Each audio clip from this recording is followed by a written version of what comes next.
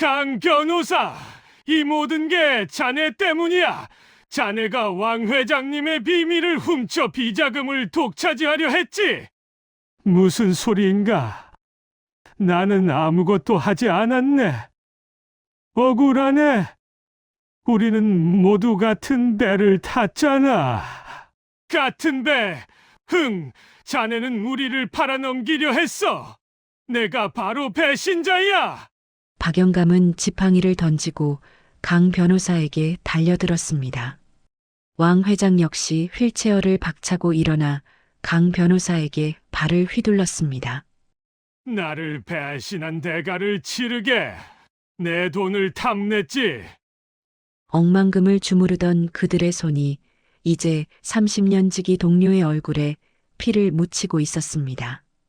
그들은 자신들의 분노를 해소하고 최후의 정의를 세우고 있다고 착각했죠. 그들이 지금 이 순간 요양원 밖에서 확성기를 울리며 진입하는 경찰 특공대에게 완벽한 집단 자백과 피 묻은 현행범의 증거를 스스로 만들어주고 있다는 사실은 아무도 몰랐습니다. 요양원 중앙홀의 문이 거칠게 열리고 경찰이 진입하는 그 순간 이 우아한 감옥은 피와 절규로 물든 채 영원히 닫힐 예정이었습니다. 짙은 색 선글라스를 낀 순옥 60대의 철통 보안을 자랑하는 최고급 요양원. 스카이 게이트의 육중한 철문 앞에 섰습니다. 요양원의 건물은 현대적인 디자인으로 지어져 있었고 마치 왕궁처럼 느껴지는 웅장함을 자랑했습니다. 순옥은 단정하게 다려진 연한 하늘색, 간병인 복장과 서류 가방을 든 채 굳게 닫힌 철문을 한동안 응시했습니다. 그녀의 표정은 차분했지만 눈빛 속에는 30년 복수를 위한 결의가 단단하게 응축되어 있었습니다. 순옥은 정문 인터폰에 면접 시간과 자신의 신분을 나지막이 말했습니다. 잠시 후 묵직한 기계음과 함께 철문이 침묵 속에 천천히 열렸습니다. 안으로 들어선 순옥은 새하얗게 잘 다듬어진 자갈밭과 수백, 년된 듯한 소나무들이 깔끔하게 정돈된 정원을 지나 걸었습니다. 이곳은 겉으로 보기에 완벽한 평화와 안락함을 제공하는 왕국처럼 느껴집니다. 순옥은 곧바로 2층의 면접실로 안내되었습니다. 면접실은 고급스러운 마호가니 가구들로 채워져 있었고 창밖으로는 요양원 부지의 광활한 정원이 한눈에 들어왔습니다.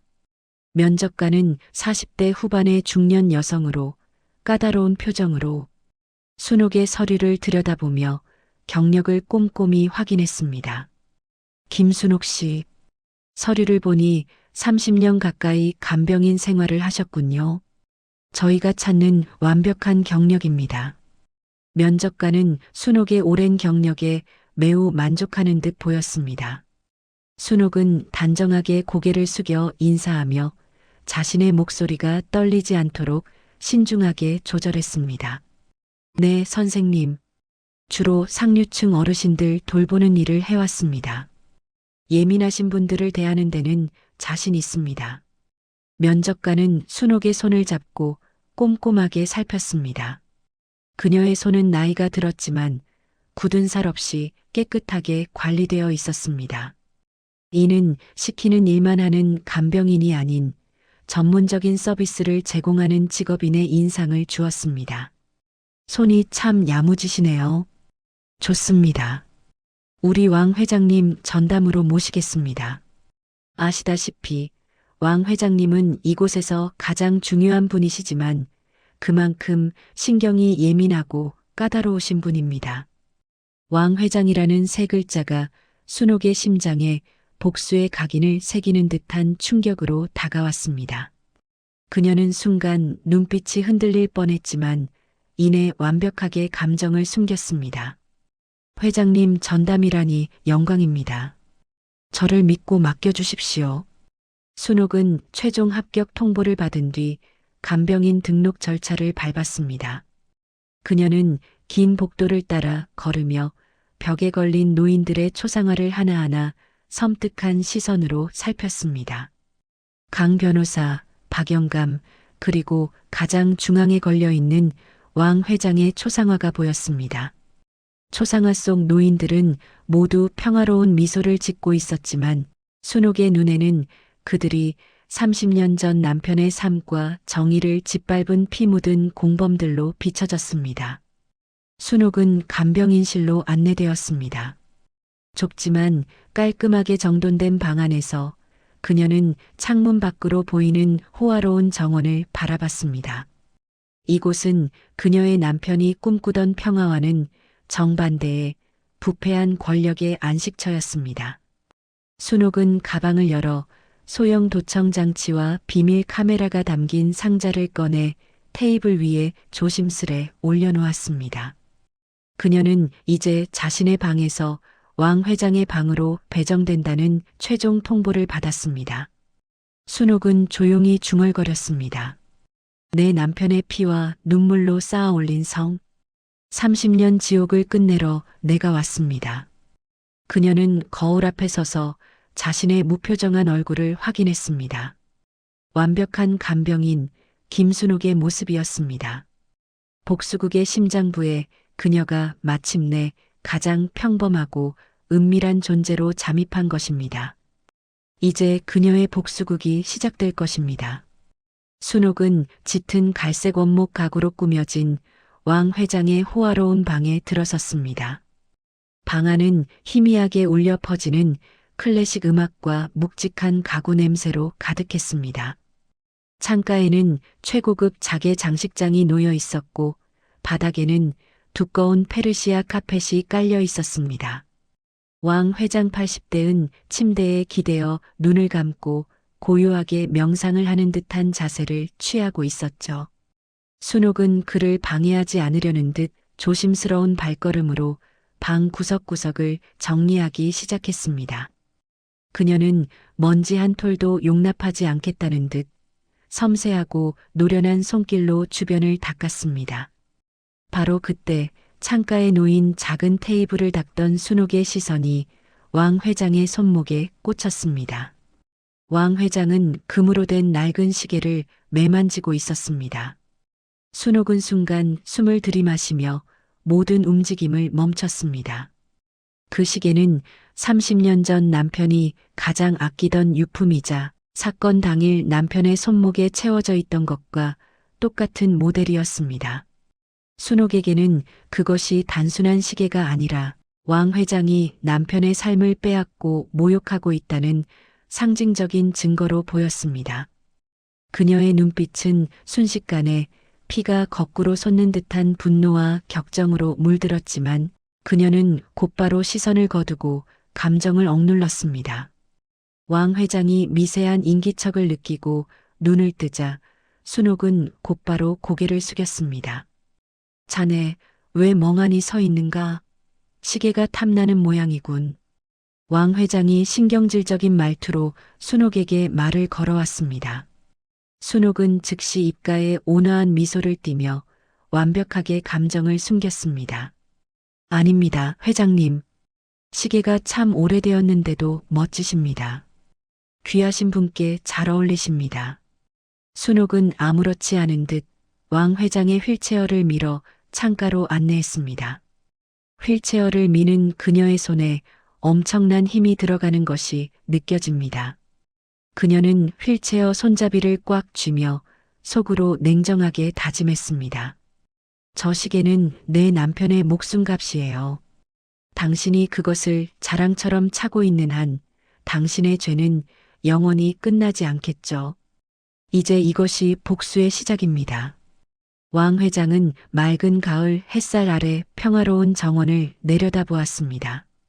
그는 이 호화로운 공간이 영원히 자신을 보호해 줄 것이라고 믿는 듯 평온해 보였습니다. 간병인을 바꿔야겠어. 자네 눈빛이 전에 있던 사람과 비슷하게 마음에 안 들어. 왕 회장이 까다롭게 불만을 표출했습니다. 순옥은 당황한 기색 없이 나긋나긋하게 그를 달랬습니다. 네, 회장님. 불편하시다면 바로 바꿔드리겠습니다. 하지만 오늘 하루만 저를 써주시면 안 될까요? 제가 회장님께 특별한 간식을 준비했거든요. 순옥은 탁자 위에 놓인 왕 회장의 견과류 간식 접시를 들었습니다. 그녀는 주머니 속에서 작은 약병을 꺼내 미리 준비한 특수 약물 가루를 간식 위에 아주 미세하게 뿌렸습니다. 왕 회장이 눈치채지 못하도록 재빨리 행동했습니다. 자, 회장님.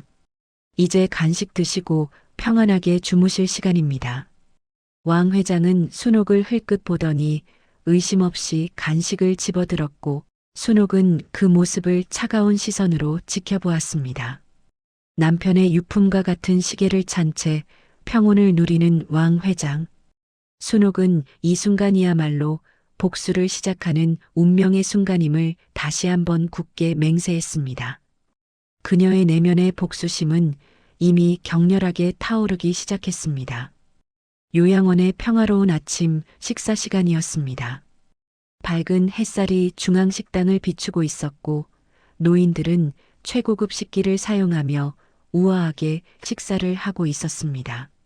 순옥은 간병인실 공용 컴퓨터를 조용히 켠 뒤 보안 시스템을 해제했습니다. 그녀는 30년 전 미진 건설 비자금 조성 및 살인 은폐 사건에 대한 핵심 증언 기사를 익명으로 요양원 내부 커뮤니티에 은밀하게 게시했습니다.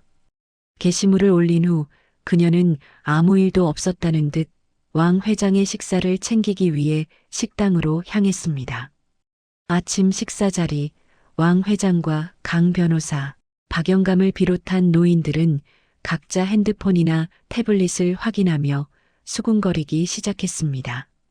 누군가 아침 일찍 공용 PC를 이용했는데 그 기사가 화면에 떠 있었다고 말을 흘렸습니다. 노인들의 얼굴에는 순간적으로 불안과 당혹감이 빠르게 번졌습니다. 자네들 봤나? 이 기사 30년 전 그 끔찍한 사건 말이야. 강 변호사가 낮은 목소리로 주위를 살피며 물었습니다. 노인들은 외부와 엄격하게 차단된 이 요양원 내부에서 어떻게 그 사건이 다시 언급될 수 있는지 이해하지 못했습니다. 이곳은 비밀의 성 아닌가? 누가 감히 우리 내부의 비밀을 꺼내려 하는가? 박영감은 목소리를 높이며 주변을 날카롭게 살폈습니다. 그들은 서로의 눈치를 보며 이 기사가 요양원 내부자의 소행일 가능성을 의심했습니다. 왕 회장은 포크를 떨어뜨리며 극도로 신경질적인 모습을 보였습니다. 누가 감히 우리를 위협하는 것인가? 노인들은 식사를 멈추고 핸드폰을 쥐고 격렬하게 대화했습니다. 그들은 서로를 향해 경계심 가득한 눈초리를 보냈고 이 익명의 공격이 자신들을 겨냥하고 있음을 직감했습니다. 특히 강 변호사는 흥분을 감추지 못하고 공용 PC가 놓인 휴게실로 향했습니다. 그는 PC 화면에 띄워진 비자금 사건 관련 키워드를 보고는 충격으로 잠시 몸이 굳었습니다. 이건 단순한 기사가 아니야. 누군가 우리를 향한 내부 소행을 꾸미고 있는 게 분명해. 강 변호사는 흥분한 채 자리로 돌아와 왕 회장의 귀에 대고 속삭였습니다. 회장님, 이 방 안에 배신자가 있습니다. 우리 모두를 무너뜨릴 누군가가 잠입해 있습니다. 노인들은 이 익명의 증언 하나 때문에 서로를 적으로 인식하기 시작했습니다. 순옥은 중앙홀 구석에서 이 모든 혼란을 조용하고 차분하게 지켜보았습니다. 그녀는 겉으로는 평범한 간병인의 모습이었지만 속으로는 복수가 성공적으로 시작되었음을 확인했습니다. 정체를 알 수 없는 불안감과 경계심, 그리고 상호 불신이 요양원 전체에 퍼지기 시작했고 그녀는 그 불씨가 노인들 사이에서 확산되는 것을 기다렸습니다. 밤이 깊어지고 요양원 복도는 적막함에 휩싸였습니다. 왕 회장의 방에는 은은한 수면등만 켜져 있었고 방 안은 조용한 클래식 음악이 잔잔히 흐르고 있었습니다. 순옥은 왕 회장이 잠들기 전 그가 가장 좋아하는 견과류, 간식에 미리 준비한 특수 약물 가루를 아주 소량 섞어 복용하게 했습니다.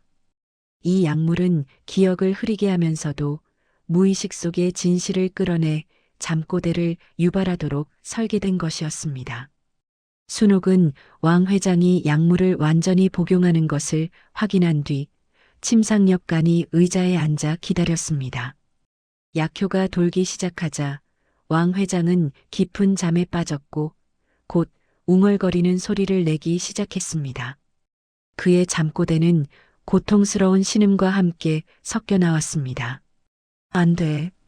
강가의 낡은 창고에 숨겼는데 누가 그걸 알면.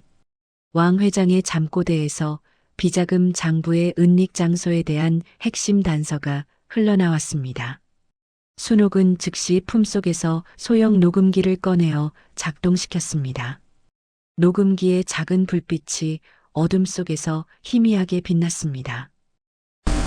장부, 박영감이 내 아비가 봤어. 묻어버려야 해. 왕 회장은 30년 전 사건과 관련된 핵심 단어들을 반복적으로 내뱉었습니다. 순옥은 그 모든 단어들을 놓치지 않고 머릿속에 정확하게 기록했습니다. 그녀의 얼굴에는 복수의 퍼즐 조각을 맞추는 듯한 냉정한 만족감과 함께 남편의 한이 드디어 풀릴 수 있다는 희미한 전율이 스쳤습니다. 순옥은 잠든 왕 회장의 손목에 채워진 시계를 차갑게 내려다보았습니다. 그녀는 당신이 가장 두려워하는 것은 이 평화가 깨지는 것뿐임을 다시 한번 확인했습니다. 다음 날 아침 왕 회장은 극심한 두통과 함께 극도의 불안감을 호소했습니다. 그는 자신이 전날 밤 어떤 말을 했는지 전혀 기억하지 못했고 모든 것에 예민하게 반응했습니다. 김간병인, 밤에 내가 이상한 말을 하지는 않았나?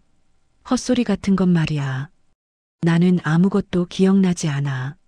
순옥은 능숙하게 평온한 표정을 지으며 그를 안심시켰습니다. 아닙니다, 회장님. 주무시는 내내 고요하셨습니다. 걱정 마세요.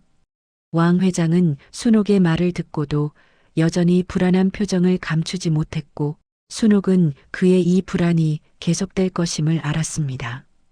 그녀는 확보한 녹음 파일을 분석하며 요양원 주변 지도에서 왕 회장이 언급한 강가와 낡은 창고의 위치를 찾아내기 시작했습니다.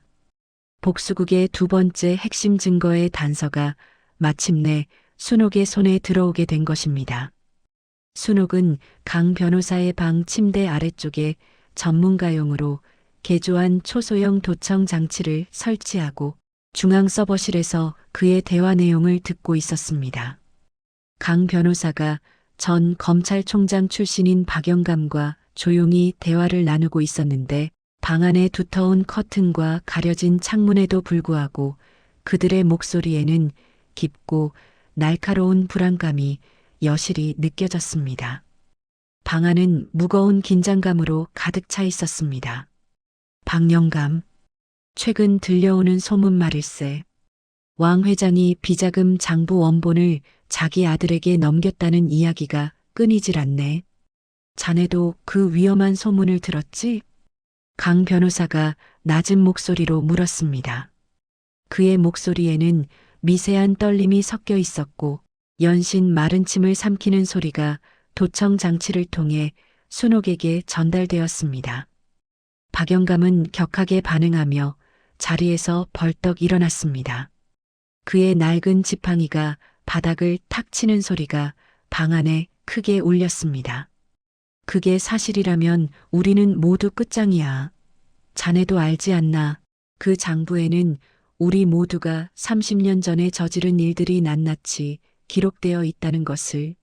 그 장부만 세상에 공개되면 우리의 명예와 권력은 한순간에 무너지고 감옥에 가야 하네.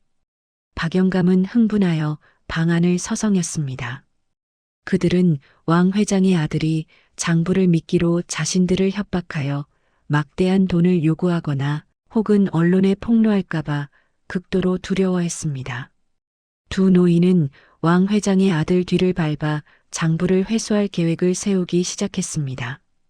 그들의 대화는 온통 공동으로 조성했던 검은 돈과 장부의 행방에 대한 불안과 초조함, 그리고 서로에 대한 불신으로 가득 차 있었습니다.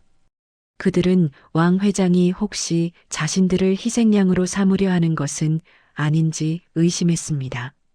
순옥은 도청을 통해 노인들이 돈과 목숨이라는 공동의 이익 앞에서 이미 서로를 믿지 못하고 있음을 명확하게 파악했습니다. 결국 인간은 돈 앞에서 무너지는 법이죠. 이제 이들 사이에 돌아올 수 없는 균열을 내야 할 때입니다. 순옥은 강 변호사가 점심 식사를 위해 식당으로 간 사이 그의 방으로 재빨리 잠입했습니다. 그녀는 간병인 복장의 소매를 걷어 올리고 손에 흰 장갑을 꼈습니다.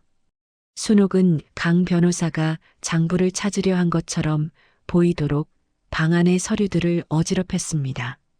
책상을 일부러 기울여 놓았고 캐비닛 문도 활짝 열어둔 채 몇몇 서류 뭉치를 바닥에 던져두었습니다. 그녀의 행동은 극도로 신속했지만 흔적은 마치 누군가 급하게 비밀을 찾으려 했던 것처럼 보이도록 치밀하게 조작되었습니다. 그리고는 아무 일도 없었다는 듯 조용히 방을 나섰습니다. 그녀의 표정에는 냉정한 만족감이 스쳤습니다.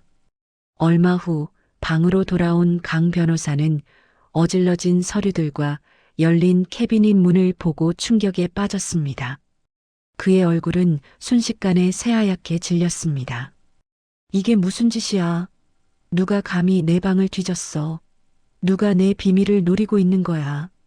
그는 격분하며 방을 뒤엎었습니다. 그리고는 곧바로 왕 회장이 자신을 의심하여 사람을 보냈다고 오인했습니다. 강 변호사는 분노를 참지 못하고 왕 회장에게 달려가 소리를 지르며 격렬하게 항의했습니다. 두 노인 사이의 불신은 이제 걷잡을 수 없는 분노와 적대감으로 변질되었습니다. 강 변호사는 왕 회장에게 자신의 억울함을 호소했지만 왕 회장은 오히려 그를 경멸하는 듯한 눈빛으로 바라볼 뿐이었습니다. 순옥은 멀리서 이 모든 상황을 차분하게 관찰하며 다음 복수 계획을 완성했습니다. 그녀는 노인들 사이의 균열이 이미 돌이킬 수 없을 만큼 커지고 있음을 확인했고 이들이 서로를 믿지 못하는 상태가 복수국의 성공을 위한 최적의 조건임을 알았습니다. 공동의 비밀을 지키려던 노인들은 이제 스스로를 파멸시킬 칼을 겨누기 시작한 것입니다. 순옥은 요양원의 공용 주방을 이용할 기회를 노렸습니다. 그녀는 간식 준비 시간, 노인들의 공통 식단의 기억력 감퇴와 판단력 저하를 유발하는 희귀, 약초 가루를 아주 소량, 그러나 꾸준히 섞었습니다.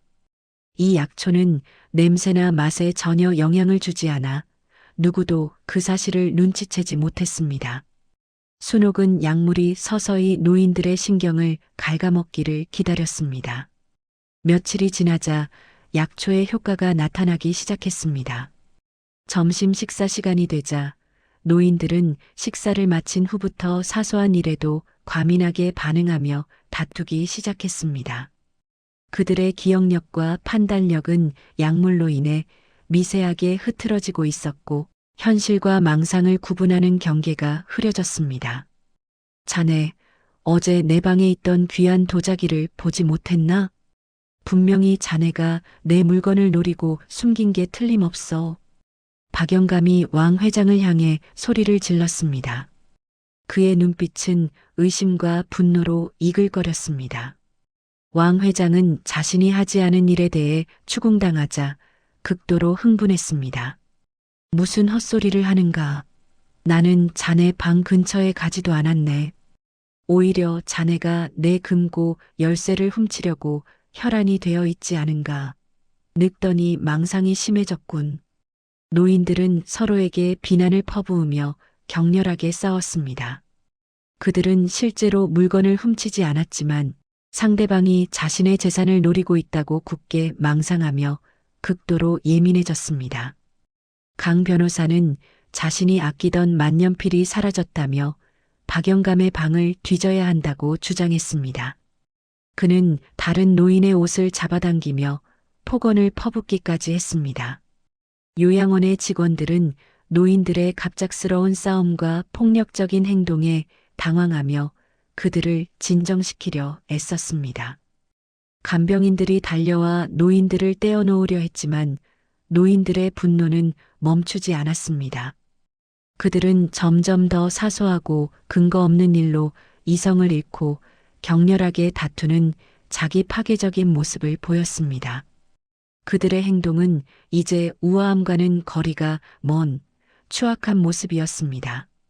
순옥은 멀리 떨어진 복도 끝에서 이 모든 혼란을 차분하고 냉정하게 관찰했습니다. 그녀는 노인들이 스스로를 의심하고 공격하게 만드는 것이 가장 치명적이고 효과적인 복수임을 알았습니다. 이 심리적인 약물 테러는 노인들 사이의 신뢰를 완전히 무너뜨리고 있었고 그들의 관계는 회복 불가능한 지경에 이르렀습니다. 순옥은 이 혼란을 이용하여 다음 복수를 위한 구체적인 계획을 점검했습니다.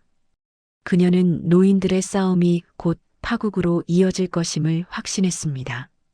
노인들이 스스로를 무너뜨리도록 유도하는 순옥의 복수극은 이제 점점 더 뚜렷한 형태로 나타나고 있었습니다. 우아한 감옥은 이미 내부에서부터 썩어 들어가고 있었고 그들은 서로를 향해 날카로운 칼을 겨누고 있었습니다. 화려한 디자인의 최고급 외제 승용차가 요양원 정문을 통과했습니다. 이목구비가 뚜렷하고 세련된 옷차림을 한 30대 초반의 젊은 여성 유지아가 왕 회장의 사설, 간호사 자격으로 요양원에 들어섰습니다. 그녀는 노인들의 시선을 한몸에 받으며 중앙홀로 걸어 들어왔습니다. 요양원 원장은 그녀를 마치 귀빈처럼 극진히 안내했습니다. 노인들은 유지아의 젊고 화려한 모습에 시선을 떼지 못했습니다. 유지아는 왕 회장의 방으로 들어가 다른 간병인들을 모두 물러나게 했습니다. 왕 회장은 그녀의 등장에 불안하면서도 깊은 만족감을 드러냈습니다. 유지아가 사실은 왕 회장의 숨겨진 정보라는 사실은 그들만의 은밀한 비밀이었습니다. 유지아는 왕 회장의 침상 옆에 서서 일부러 목소리를 높여 복도를 지나는 다른 노인들이 들을 수 있도록 말을 이어갔습니다. 회장님, 유 원장을 곧 수정하실 거라고 들었어요. 모든 비자금의 출처와 관련된 아주 중요한 내용이 포함된다고 하던데요. 그녀의 폭탄 발언은 중앙홀을 지키고 있던 강 변호사와 박영감의 귀에 즉시 전달되었습니다. 두 노인은 충격에 빠져 서로를 바라보았습니다. 그들은 왕 회장이 혹시 자신들을 배신하고 유 원장을 통해 모든 죄를 뒤집어 씌울까봐 극도로 불안해했습니다. 왕 회장이 모든 비자금의 출처를 공개하고 자신들만 빠져나갈 계획을 세우는 것은 아닌지 의심했습니다. 강 변호사는 유지아가 단순한 간호사가 아님을 직감하고 그녀의 신분을 조사하기 위해 즉시 외부의 사설 탐정에게 은밀하게 연락했습니다. 저 젊은 여자가 왕 회장의 재산과 비자금을 노리고 들어온 게 분명해. 왕 회장의 약점을 잡고 있는지도 몰라. 유지아는 노인들이 모여있는 중앙홀에서 순옥과 마주쳤습니다. 그녀는 순옥을 위아래로 훑어보며 날카로운 눈빛을 보냈습니다. 당신이 왕 회장님 전담 간병인이라죠? 약 복용 시간이나 간병 일지를 정확히 보고하세요. 저는 대충 일하는 건 질색입니다. 실수가 있어서는 안 되죠. 순옥은 미소로 응답하며 그녀에게 왕 회장의 건강 상태와 약물 투여 시간을 자세히 제공했습니다. 순옥은 속으로 저 여자가 노인들 사이의 재산, 암투를 더욱 격렬하게 부추길 불쏘시개가 될 것임을 정확히 파악했습니다. 유지아의 등장은 노인들 간의 단순한 재산 다툼을 공동, 비자금 사수라는 절박하고 위험한 싸움으로 확대시키는 결정적인 계기가 되었습니다. 노인들은 유지아의 등장으로 인해 왕 회장에게 더욱 집착하며 감시하기 시작했습니다. 그들은 왕 회장의 유언장 수정 소식에 극도의 긴장감을 느꼈고 서로를 향한 의심의 벽은 더욱 높아졌습니다. 젊은 욕망의 칼날이 노인들의 우아한 감옥에 깊숙이 들어서면서 요양원 내부의 혼란은 극에 달하기 시작했습니다. 순옥은 이 모든 상황을 유리하게 이용하기 위해 유지아의 행동을 예의주시했습니다. 이제 요양원은 두 세력의 욕망이 충돌하는 폭발 직전의 장소가 된 것입니다. 순옥은 왕 회장의 방에서 그의 휠체어를 밀며 창밖을 바라보고 있었습니다. 왕 회장은 평소와 달리 순옥을 뚫어지게 응시하며 무언가를 깊이 생각하는 듯 보였습니다. 그의 눈빛은 날카로운 경계심으로 가득했습니다. 왕 회장은 침묵을 깨고 매우 낮은 목소리로 순옥에게 질문했습니다. 김간병인, 자네 혹시 낯이 있구먼. 자네 혹시 30년 전 미진 건설 비리를 고발하려 했던 김남철의 아내는 아닌가? 순옥은 이 갑작스러운 추궁에 온몸의 피가 얼어붙는 듯한 충격을 느꼈습니다. 그녀의 심장은 미친 듯이 뛰었지만 겉으로는 완벽하게 평온한 표정을 유지했습니다. 순옥은 자신의 정체가 발각될 위기에 처했음을 직감했습니다. 회장님, 무슨 말씀이신지. 저는 그저 김순옥이라는 이름의 평범한 간병인일 뿐입니다. 회장님께서 혹시 다른 분과 착각하신 것은 아닐까요? 순옥은 침착하게 대답했지만 그녀의 손은 왕 회장의 침대 옆에 놓인 산소 호흡기 밸브를 향하고 있었습니다. 왕 회장은 순옥의 미세한 움직임까지 놓치지 않고 예리하게 관찰했습니다. 아니야. 그 눈빛, 그 집요함. 김남철 그 친구의 아내가 분명해. 자네가 왜 여기에 잠입했는지 나는 알고 있네. 왕 회장이 목소리를 높이며 순옥의 정체를 확신하려 할 때 순옥은 재빨리 행동했습니다. 그녀는 간호사인 척 호흡기를 점검하는 척하며 산소 호흡기 밸브를 아주 미세하게 조절했습니다. 산소 공급량이 순식간에 줄어들자 왕 회장은 갑자기 숨쉬기가 힘들어지며 기침을 하기 시작했습니다. 콜록, 콜록, 숨이 막히네. 왕 회장은 극심한 호흡 곤란을 느끼며 더 이상 말을 잇지 못했습니다. 그의 얼굴은 순식간에 창백해졌고 눈에는 두려움과 경계심이 뒤섞여 순옥을 노려보았습니다. 순옥은 곧바로 밸브를 다시 정상 위치로 돌려놓았습니다. 그리고는 놀란 표정을 지으며 능숙하게 왕 회장의 호흡기를 점검하는 척했습니다. 어머, 회장님, 갑자기 호흡기에 문제가 생겼나 봅니다. 제가 바로 조치했습니다. 괜찮으십니까? 순옥은 순진한 표정으로 위기를 모면했지만 왕 회장은 그녀의 행동이 고의적인 조작이었음을 직감했습니다. 왕 회장은 순옥의 정체에 대해 심증을 굳혔지만 결정적인 물증을 잡지 못한 채 극도의 불안감을 느꼈습니다. 순옥은 잠시 정체 발각의 위험에 처했지만 역으로 왕 회장의 생명을 위협함으로써 상황의 주도권을 자신에게로 다시 가져왔습니다. 그녀는 왕 회장의 질문이 곧 극도의 불안감의 표출임을 알았습니다. 순옥은 왕 회장이 다시는 자신의 정체를 직접적으로 추궁하지 못하도록 심리적인 공포를 심어준 것입니다.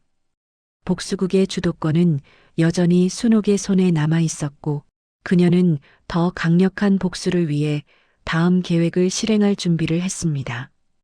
유지아는 요양원 내부의 CCTV와 도청 장치를 조사하던 강 변호사가 자신을 은밀하게 미행하고 감시하려 한다는 사실을 알아챘습니다. 그녀는 강 변호사의 행동을 비웃는 듯한 여유로운 태도를 보였습니다. 유지아는 복도에서 강 변호사와 마주치자 그를 외진 응접실로 불러냈습니다.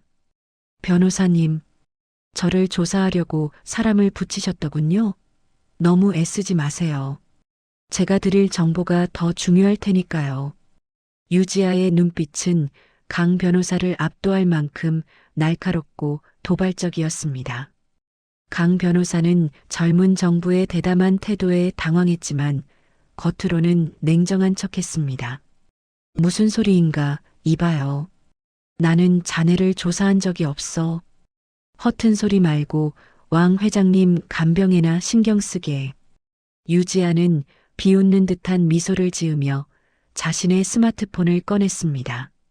그녀는 강 변호사의 앞에서 30년 전 미진 건설 비자금 회의 녹취록 파일을 재생했습니다.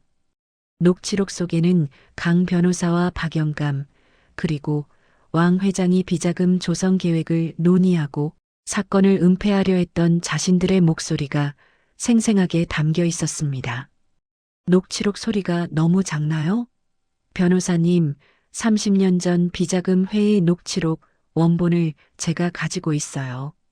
이거 하나만 언론에 터지면 변호사님 명예는 물론이고 당신의 삶도 끝장이에요.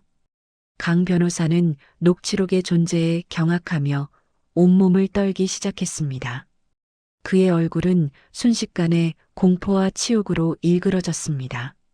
그는 젊은 여자에게 자신의 치명적인 약점을 잡혔다는 사실에 분노했습니다. 자네, 이걸 어디서 구했나? 당장 나에게 넘기게. 얼마를 원하나? 강 변호사는 치욕을 무릅쓰고 유지아를 돈으로 매수하려 했습니다. 그는 엄청난 금액을 제시하며 녹취록 파일을 넘기라고 요구했습니다. 하지만 유지아는 단호하게 거절했습니다. 돈이 문제가 아니에요, 변호사님. 저는 권력을 원해요. 왕 회장님의 재산과 이 요양원 노인들의 공동 비자금에 대한 권력이요. 두 사람의 대화는 요양원의 은밀한 구석에서 극도의 긴장감 속에 펼쳐졌습니다. 강 변호사는 분노에 떨었지만 유지아의 손에 쥐어진 녹취록 때문에 아무것도 할 수 없었습니다. 순옥은 이 모든 대화를 도청을 통해 듣고 있었습니다. 그녀는 유지아가 노인들의 비리 정보를 가지고 있음을 파악했고 그녀의 존재를 노인들의 자멸을 촉진할 도구로 사용하기로 결정했습니다. 유지아는 순옥이 설계한 복수극의 속도를 더욱 빠르게 하는 촉매제 역할을 하게 될 것입니다. 노인들의 세대 간 암투는 이제 통제 불가능한 상황으로 치닫고 있었습니다. 왕 회장의 유언장을 둘러싼 갈등에 30년 전의 치명적인 비밀이 더해지면서 요양원 내부의 권력 다툼은 파국을 향해 달려가기 시작했습니다. 순옥은 이 혼란을 마지막 복수 단계를 위한 최적의 기회로 판단했습니다. 강 변호사의 칠순 잔치가 요양원 중앙홀에서 성대하게 열렸습니다. 중앙홀은 화려한 꽃장식과 샹들리에 불빛으로 가득했고 노인들은 모두 최고급 정장을 차려입고 모여 있었습니다. 순옥은 간병인 복장으로 노인들 사이를 오가며 샴페인 잔을 채워주었고 겉으로는 완벽하게 평화로운 분위기가 연출되었습니다. 노인들은 강 변호사에게 축하와 덕담을 나누며 잠시 동안 화합하는 듯 보였습니다. 그러나 그들의 눈빛에는 여전히 서로를 향한 의심과 경계심이 남아 있었습니다. 순옥은 잠시 중앙홀을 빠져나와 서버실로 향했습니다. 그녀는 미리 확보한 서버 접근 권한을 이용해 요양원 내부 시스템에 잠입했습니다. 그녀는 노인들 개개인의 핸드폰 번호를 확인한 뒤 익명의 문자 메시지를 일괄적으로 전송하는 프로그램을 실행했습니다. 메시지 전송이 완료되고 순옥은 다시 중앙홀로 돌아왔습니다. 잔치는 최고조에 달해 강 변호사가 케이크 앞에서 촛불을 끄려는 순간이었습니다. 그때 홀 안에 있는 모든 노인의 핸드폰이 동시에 울리기 시작했습니다. 노인들은 갑작스러운 진동과 알림 소리에 일제히 자신의 핸드폰을 확인했습니다. 화면에는 당신들의 죄가 적힌 심판의 날이 왔다는 짧고 섬뜩한 문구가 붉은색 경고 표시와 함께 떠 있었습니다. 순간 잔치홀을 가득 채웠던 우아한 분위기는 공포와 충격으로 얼어붙었습니다. 노인들은 경악하며 서로의 얼굴을 의심스럽게 살폈습니다. 그들은 이 문자가 누가 보낸 것인지, 그리고 자신들의 죄를 심판하겠다는 것이 무엇을 의미하는지 알지 못했습니다. 왕 회장은 극도로 흥분하여 자신의 핸드폰을 강 변호사에게 던지며 소리를 질렀습니다. 이게 자네 짓이지. 자네가 나를 위협하려고 이 문자를 보낸 것인가? 30년 전 일을 폭로하려는 속셈이로군. 강 변호사는 자신이 한 일이 아님에도 불구하고 억울하게 몰리자 격렬하게 반발했습니다. 무슨 소리를? 나는 모르는 일이야. 이 문자는 우리 모두를 겨냥하고 있어. 노인들은 이 문자가 내부 소행임을 확신하고 서로의 핸드폰을 빼앗으려 몸싸움을 시작했습니다. 박영감은 왕 회장과 강 변호사 사이의 싸움을 말리기는커녕 왕 회장의 겉옷을 잡아당기며 문자의 출처를 대라고 추궁했습니다. 잔치홀은 순식간에 서로를 향한 비난과 패닉이 뒤섞인 아수라장으로 변했습니다. 순옥은 중앙홀 구석에서 이 모든 혼란을 지켜보며 차가운 만족감을 느꼈습니다. 그녀는 이 문자 테러가 노인들 사이의 마지막 신뢰마저 완전히 부수었음을 확인했습니다. 그녀는 이 혼란을 틈타 지하 금고 잠입을 위한 마지막 준비를 할 계획이었습니다. 노인들의 우아한 연회는 그녀의 손에 의해 파멸의 연회로 바뀌었고 복수국은 이제 극도의 긴장감 속에서 절정으로 치닫고 있었습니다. 문자 테러 사건 이후 요양원 내부의 혼란과 불신은 걷잡을 수 없이 커졌습니다. 노인들은 서로를 향한 의심을 멈추지 않았고 곳곳에서 격렬하게 다투며 서로의 비밀과 약점을 폭로했습니다. 순옥은 이 모든 대화를 도청 장치를 통해 듣고 있었고 결정적인 정보를 얻기 위해 기다리고 있었습니다. 복도에서 왕 회장과 박영감이 심하게 다투는 소리가 들렸습니다. 왕 회장은 박영감에게 격분하며 소리를 질렀습니다. 자네, 감히 나를 협박하려는 것인가? 나는 비자금 장부를 없애버렸네. 장부가 지하 금고에 있다는 걸 누가 알았지? 자네가 흘린 것 아닌가? 왕 회장이 비자금 장부가 숨겨진 지하 금고의 존재와 위치를 흥분하여 내뱉는 순간이었습니다. 순옥은 이 결정적인 정보를 놓치지 않았습니다. 바로 그때 순옥이 미리 조작해둔 서버 오류로 인해 왕 회장의 목소리가 담긴 녹취 파일 장부는 금고에 있다이. 순간적으로 강 변호사의 방 스피커를 통해 요양원 중앙 복도에 크게 울려 퍼졌습니다. 주변에 있던 노인들은 녹취 파일의 목소리가 왕 회장의 것임을 알아챘고 그 소리가 강 변호사의 방에서 흘러나왔음을 확인하고 모두 충격에 빠졌습니다. 저 소리, 왕 회장의 목소리가 왜 강 변호사 방에서 나오는 거지? 강 변호사가 왕 회장을 도청하고 있었어. 노인들은 강 변호사가 왕 회장의 비밀을 캐내 장부를 독차지하려 했다고 즉시 오인했습니다.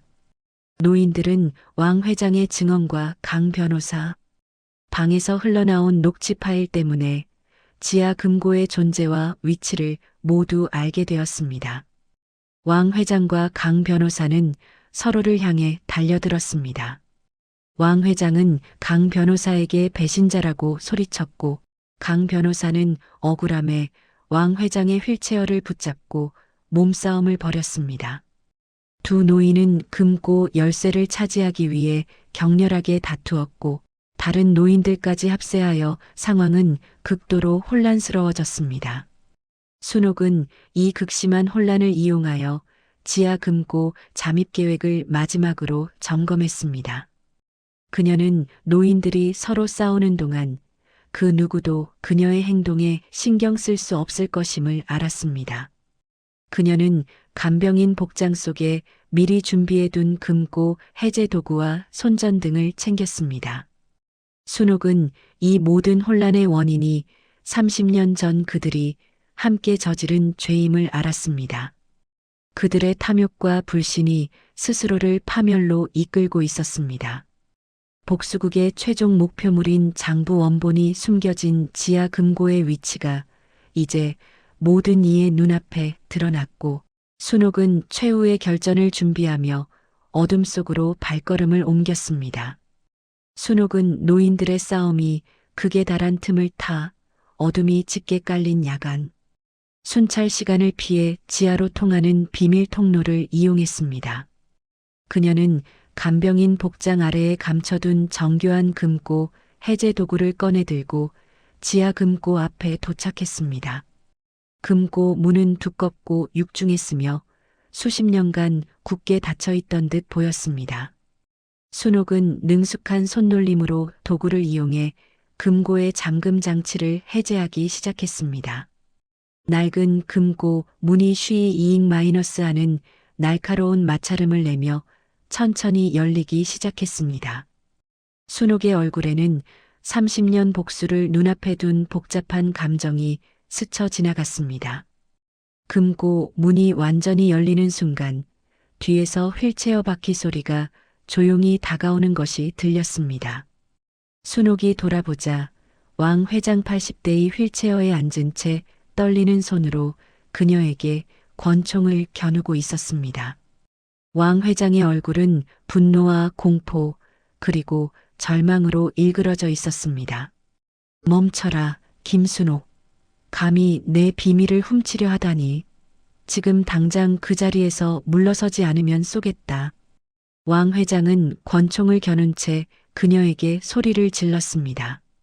순옥은 이 상황을 이미 예상했다는 듯 냉소적인 미소를 지었습니다. 그녀는 두려움 없이 천천히 몸을 돌려 왕 회장을 똑바로 바라보았습니다. 회장님, 그 총은 이미 제가 텅 비웠어요.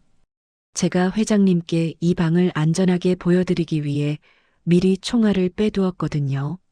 순옥의 말에 왕 회장은 경악했습니다. 그는 즉시 방아쇠를 당겼지만 총구에서는 아무 소리도 나오지 않았습니다. 왕 회장의 손이 격렬하게 떨리며 권총을 바닥에 떨어뜨렸고, 권총은 육중한 금속 소리를 내며 순옥의 발치에 굴러왔습니다. 왕 회장은 모든 것을 잃었다는 절망감에 휠체어에서 힘없이 무너져 내리려 했습니다. 순옥은 차가운 눈빛으로 금고 안으로 걸어 들어갔습니다. 금고 안에는 먼지가 쌓인 상자 하나가 놓여 있었습니다. 그녀는 그 상자에서 30년 전 사건의 원본 증거, 테이프와 비자금 장부를 꺼내 들었습니다. 테이프와 장부는 그녀의 손에 쥐어지자마자 마치 30년의 한을 품고 있던 것처럼 무겁고 단단하게 느껴졌습니다. 왕 회장은 모든 것이 끝났음을 깨닫고는 순옥을 올려다보며 헛된 분노를 토해냈습니다. 순옥은 왕 회장의 비참한 모습을 뒤로하고 테이프와 장부를 품에 안고 중앙홀로 향했습니다. 회장님, 이 증거물은 당신들이 30년 동안 누려온 평화의 대가입니다. 이제 당신의 연극은 끝났습니다. 순옥은 이 모든 증거를 통해 노인들을 법의 심판대에 세우려는 복수의 최종 단계에 돌입했습니다. 30년의 비밀이 마침내 순옥의 손에 의해 해방되는 순간이었습니다. 지하 금고의 어둠 속에서 순옥은 승자의 미소를 지으며 올라섰습니다. 순옥은 지하 금고에서 확보한 증거 테이프와 비자금 장부를 들고 요양원 중앙홀로 걸어 들어왔습니다. 노인들은 문자 테러와 금고 열쇠를 둘러싼 싸움으로 인해 아직도 극도의 혼란과 불안감 속에 있었습니다. 순옥은 홀 중앙에 우뚝 섰습니다. 그녀는 침착하게 중앙홀의 대형 스크린과 연결된 장비를 조작했습니다. 그리고 곧바로 요양원 전체에 울려 퍼지는 비상벨을 눌러 모든 입소자를 강제로 홀로 집결시켰습니다. 비익 하는 날카로운 비상벨 소리가 요양원 전체에 울려 퍼지자 잠을 자던 노인들까지 모두 놀라 중앙홀로 뛰쳐나왔습니다. 경비원들이 달려와 순옥을 제지하려 했으나 순옥은 이미 중앙 서버를 장악하여 모든 통제권을 쥐고 있었습니다. 순옥은 품속에서 복사해둔 증거 테이프 파일을 대형 스크린에 재생시키기 시작했습니다. 스크린에는 30년 전 노인들의 모습이 나타났습니다. 자, 회장님들과 영감님들. 이제 당신들이 30년 동안 숨겨왔던 진실의 연회를 감상하실 시간입니다. 스크린 속에는 노인들이 비자금 장부를 조작하고 사건의 핵심 증인을 살인한 뒤 은폐를 논의하는 적나라한 모습이 담겨 있었습니다. 젊었던 강 변호사가 왕 회장에게 사건 은폐를 지시하고 박영감이 증거를 조작하는 모습이 선명하게 재생되었습니다. 노인들은 자신들의 추악한 과거가 만천하에 드러나자 경악하며 절규했습니다. 그들은 미친 듯이 스크린을 부수려 달려들었지만 스크린은 요양원의 핵심 구조물에 단단히 고정되어 있었습니다. 충격에 빠진 강 변호사는 자신이 한 일이 화면에 나오는 것을 보고 주저앉았습니다. 왕 회장은 자신이 저지른 죄가 모든 사람들 앞에서 공개되는 것을 보며 울부짖었습니다. 거짓이다. 저건 모두 조작된 거야. 당장 꺼라. 노인들은 진실을 부정하며 발버둥 쳤지만 소용없었습니다. 요양원 중앙홀은 공포와 분노, 그리고 절망이 뒤섞인 아수라장으로 변했습니다. 순옥은 이 모든 상황을 중앙에서 냉정하고 차가운 시선으로 관찰했습니다. 그녀의 얼굴에는 어떤 감정도 드러나지 않았습니다. 그녀의 복수는 완벽하게 계획대로 진행되고 있었습니다. 노인들의 죄악이 담긴 테이프는 계속해서 재생되었고 그들의 평화는 영원히 산산조각 났습니다. 중앙홀에서 노인들의 추악한 과거가 재생되며 난장판이 된 상황이었습니다. 사태의 심각성을 파악한 요양원 원장이 경비원들을 이끌고 급히 홀 안으로 난입했습니다. 원장은 순옥의 행동을 막고 모든 것을 수습하려 했습니다. 당장 스크린을 끄고 이 난동을 멈춰요. 당신의 모든 행동은 업무 방해죄에 해당합니다. 당장 체포하도록 해. 원장은 경비원들에게 순옥을 제압하라고 소리쳤습니다. 하지만 순옥은 이미 다음 카드를 준비하고 있었습니다. 그녀는 태연하게 원장을 바라보았습니다. 원장님, 저를 제압하려 해도 소용없습니다. 오히려 원장님의 비밀이 먼저 공개될 겁니다. 순옥은 대형 스크린에 재생되던 테이프를 잠시 멈추고 다른 파일을 재생시켰습니다. 스크린에는 요양원 원장의 얼굴 사진이 크게 떠올랐습니다. 그 아래에는 원장이 왕 회장과 노인들로부터 검은 돈을 받은 구체적인 계좌 내역이 날짜와 금액별로 상세하게 공개되었습니다. 원장님은 이 노인들의 비리를 눈감아주고 요양원의 보안 시스템을 엉터리로 관리해주는 대가로 막대한 돈을 받아왔습니다. 이 계좌 내역은 지금 즉시 주요 언론사에 보도될 겁니다. 원장은 자신의 숨겨진 비리까지 폭로되자 얼굴이 잿빛으로 변했습니다. 그는 순옥이 자신의 모든 약점까지 꿰뚫고 있다는 사실에 극도의 공포를 느꼈습니다. 원장은 무릎을 꿇고 주저앉으며 울부짖었습니다. 안 돼. 제발. 그것만은 막아주시오. 원장의 몰락을 지켜본 경비원들은 순옥에게 더 이상 대항하지 못했습니다. 그들은 자신들의 상사가 부패했음을 알게 되었고 상황이 자신들의 통제를 완전히 벗어났음을 직감했습니다. 요양원의 공식적인 통제 시스템이 순옥의 손에 의해 완전히 무너진 것입니다. 순옥은 확보한 비자금 장부와 테이프 사본을 언론사에 실시간으로 전송하는 명령을 최종적으로 실행했습니다. 그녀의 손가락 움직임 하나하나에 노인들의 미래와 요양원의 운명이 달려 있었습니다. 이미 늦었습니다. 당신들이 저지른 죄의 대가를 치러야 할 시간입니다. 바깥에서는 이미 사건을 취재하려는 기자들의 헬리콥터 소리가 요란하게 들려오기 시작했습니다. 요양원 창문 밖으로 카메라 플래시가 번쩍이는 모습도 보였습니다. 노인들은 더 이상 도망치거나 진실을 숨길 수 없다는 사실에 절망했습니다. 스카이게이트 요양원은 이제 법의 심판을 기다리는 통제 불능의 아비규환이 되었습니다. 순옥의 치밀한 복수 계획은 마지막 단계를 향해 쉼없이 달려가고 있었습니다. 요양원 외부에 진입한 경찰 특공대 차량의 확성기 소리가 중앙홀 안까지 크게 울려 퍼지기 시작했습니다. 모두 움직임을 멈추고 손을 머리 위로 올리십시오. 하는 경찰의 단호한 경고가 들려왔습니다. 노인들은 경찰의 진입 소리에 극심한 공포와 패닉 상태에 빠졌습니다. 그들은 창밖으로 보이는 경찰들의 모습을 보며 절규했습니다. 스크린에 자신들의 죄악이 재생되고 모든 통제권을 잃은 노인들은 이제 이 파국적인 상황에 대한 책임을 전가할 최후의 희생양을 필사적으로 찾기 시작했습니다. 그들의 분노와 두려움은 논리를 잃은 채 가장 가까운 동료를 향했습니다. 강 변호사, 이 모든 게 자네 때문이야. 자네가 왕 회장님의 비밀을 훔쳐 비자금을 독차지하려 했지. 무슨 소리인가? 나는 아무것도 하지 않았네. 억울하네. 우리는 모두 같은 배를 탔잖아. 같은 배? 흥? 자네는 우리를 팔아넘기려 했어. 내가 바로 배신자야.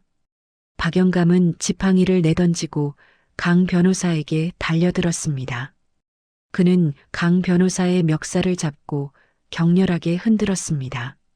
자네가 장부를 가로채려 했지. 우리 모두를 팔아넘기려 했어. 왕 회장 역시 휠체어를 박차고 일어나 강 변호사에게 주먹을 휘둘렀습니다. 나를 배신한 대가를 치르게. 내 돈을 탐냈지. 억만금을 주무르던 그들의 손이 이제 30년 지기 동료의 얼굴에 피를 묻히고 있었습니다. 다른 노인들도 모두 흥분하여 합세했습니다. 그들은 강 변호사를 둘러싸고 욕설을 퍼붓고 주먹과 발길질을 서슴지 않았습니다. 그들은 자신들의 분노를 해소하고 최후의 정의를 세우고 있다고 착각했죠. 강 변호사는 억울함에 소리치려 했으나 노인들의 집단적인 폭행에 비명조차 지르지 못하고 바닥에 쓰러졌습니다. 그의 얼굴과 머리에서는 피가 흘러나오며 고급 대리석 바닥을 붉게 물들였습니다. 그들이 지금 이 순간 요양원 밖에서 확성기를 울리며 진입하는 경찰 특공대에게 완벽한 집단 자백과 피 묻은 현행범의 증거를 스스로 만들어주고 있다는 사실은 아무도 몰랐습니다. 요양원 중앙홀의 문이 거칠게 열리고 경찰이 진입하는 그 순간 이 우아한 감옥은 피와 절규로 물든 채 영원히 닫힐 예정이었습니다. 경찰 특공대가 중앙홀로 진입하여 현장을 장악했습니다. 경찰들은 충격적인 폭행 현장과 스크린에 재생되는 비리 영상에 경악했습니다. 그들은 곧바로 폭행에 가담한 노인들을 제압하고 체포하기 시작했습니다. 왕 회장은 경찰들에게 수갑이 채워진 채 끌려나가면서도 순옥을 향해 증오가 가득한 눈빛을 보냈습니다. 강 변호사는 폭행으로 인해 구급차에 실려나갔습니다. 우아한 감옥 스카이게이트는 이제 완벽한 범죄 현장으로 막을 내렸습니다. 순옥은 경찰들이 노인들을 이송하는 모습을 확인한 뒤 자신만의 탈출 계획을 실행하기 위해 조용히 몸을 움직였습니다. 경찰들이 중앙홀을 완전히 장악하고 노인들을 한 명씩 체포하여 이송하기 시작했습니다. 순옥은 복잡한 상황 속에서 경찰의 시선을 피해 요양원 옥상에 위치한 헬리포트로 향했습니다. 그녀는 간병인 복장 위에 미리 준비해둔 검은색 외투를 걸쳤습니다. 옥상 문을 열고 나오자 차가운 밤 공기와 함께 세찬 바람이 불어왔습니다. 헬리포트에는 순옥이 미리 대기시켜둔 소형 헬기가 조용히 시동을 걸고 있었습니다. 그녀는 헬기에 올라타기 전 잠시 난간에 서서 아래를 내려다보았습니다. 헬기의 강렬한 조명이 아래층으로 이송되는 노인들의 절망적인 모습을 비추었습니다. 수갑이 채워진 채 경찰들에게 끌려나가는 왕 회장이 고개를 들어 옥상의 순옥을 발견했습니다. 왕 회장의 얼굴은 피로에 지쳐 있었지만 그의 눈빛은 여전히 분노와 함께 묘한 깨달음으로 가득 차 있었습니다. 그는 복수국이 김순옥의 완벽한 승리로 끝났음을 인정하는 듯 작게 고개를 끄덕였습니다. 순옥은 왕 회장에게 차가운 미소를 지으며 승리를 만끽했습니다. 그녀는 왕 회장의 손목에 채워진 수갑과 30년 전 남편에게서 빼앗은 시계가 나란히 빛나고 있음을 보았습니다. 이제 그 시계는 왕 회장의 권력이 아닌 죄의 상징이었습니다. 회장님, 당신이 내게 선물한 30년의 고통, 제가 돌려드립니다. 이제 이 모든 것이 당신의 진정한 감옥이 될 것입니다. 강 변호사는 폭행으로 인해 얼굴에 피를 흘린 채 구급차에 실려 나가는 모습이 보였습니다. 그가 한때 가졌던 모든 명예와 권력은 한순간에 사라진 것입니다. 순옥은 자신이 설치한 도청 장치와 증거물 덕분에 노인들이 스스로 파멸했음을 확인했습니다. 순옥은 곧바로 헬기에 올라탔고 조종사에게 이륙을 지시했습니다. 헬기가 엔진 소리를 높이며 수직으로 떠오르기 시작했습니다. 요양원 아래로 경찰차의 사이렌 소리와 기자들의 인파가 점차 작아지는 것을 내려다보았습니다. 헬기는 밤하늘을 가르며 요양원에서 멀어졌습니다.